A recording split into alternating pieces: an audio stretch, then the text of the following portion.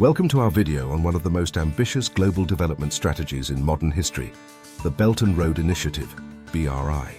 Launched by China in 2013, the BRI has rapidly evolved into a global movement that aims to reshape trade, investment, and infrastructure around the world. In this video, we'll explore what the BRI is, how it works, and its impact on the world economy. So, what exactly is the Belt and Road Initiative? Simply put, it's a massive infrastructure and investment project that seeks to create a global trade network that connects China to Asia, Africa, and Europe. Think of it as a modern-day version of the Silk Road, a series of ancient trade routes that once linked China to the rest of the world.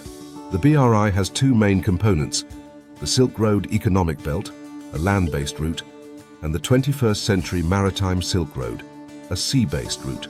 Together, these routes cover over 60% of the world's population and 40% of global GDP. That's a huge area that's being transformed by Chinese investment.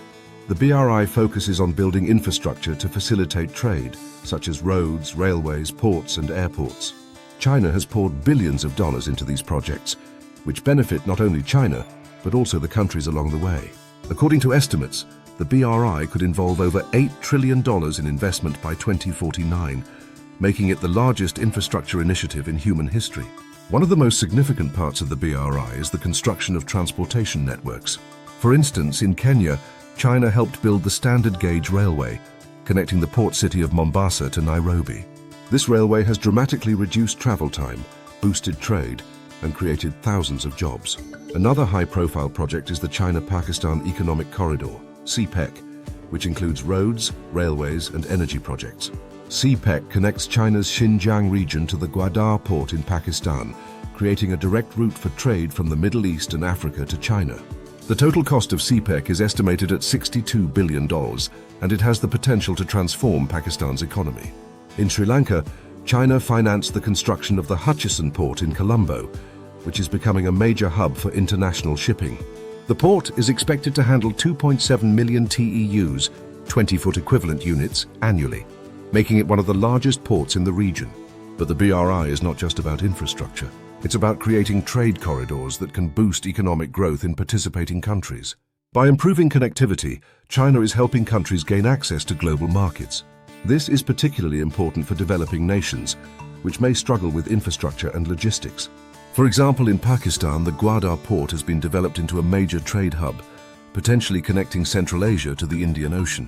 This opens up new economic opportunities for countries like Afghanistan and Kazakhstan, which can now export their goods more easily. With over 140 countries now involved in the BRI, China's reach has extended far beyond its immediate neighbors. Countries in Africa, Southeast Asia, and Latin America are seeing the benefits of improved infrastructure and trade connections. However, the BRI has not been without controversy.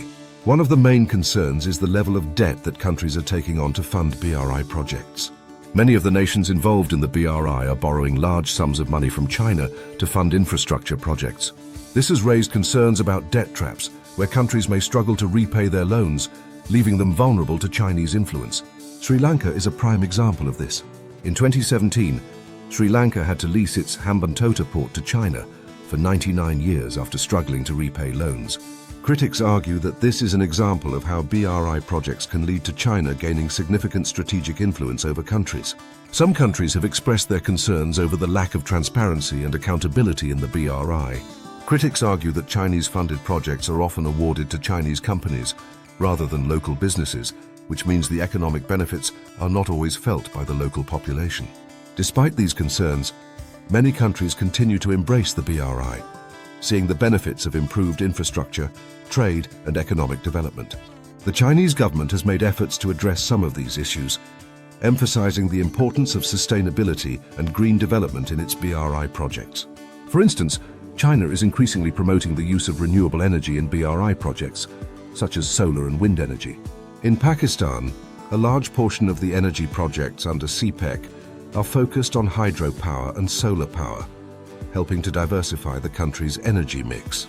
The BRI also has significant implications for global trade. By improving infrastructure and reducing transportation costs, the BRI is helping countries access new markets and compete more effectively in the global economy. This is especially important for emerging economies that have historically faced barriers to trade. China's ambition doesn't stop with infrastructure. The BRI also includes digital infrastructure, such as 5G networks, e-commerce platforms, and smart cities. China is already working on building digital Silk Roads, which will connect countries through high-speed internet, cloud computing, and big data. This will enable businesses and consumers to interact in new and innovative ways, boosting trade and commerce. For example, in Ethiopia, Chinese companies are working on building smart cities that incorporate AI, IoT, and renewable energy. This is part of China's broader strategy to help countries leapfrog traditional development stages and embrace modern technologies. Looking ahead, the Belt and Road Initiative has the potential to transform the global economy.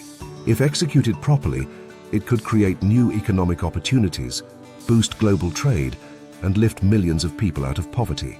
However, the success of the BRI will depend on how countries balance the benefits of infrastructure development with the risks associated with high levels of debt and political influence. Transparency, sustainability, and local involvement will be crucial in ensuring that the BRI lives up to its promise. In conclusion, the Belt and Road Initiative is a powerful tool for economic development and international cooperation. While challenges remain, the potential for a more interconnected and prosperous world is within reach. As China continues to build bridges, both literal and figurative, the BRI will remain a key player in shaping the future of global trade and development. Thank you for watching this video on the Belt and Road Initiative. Don't forget to like, share, and subscribe for more in-depth looks at major global topics. Stay tuned for our next video.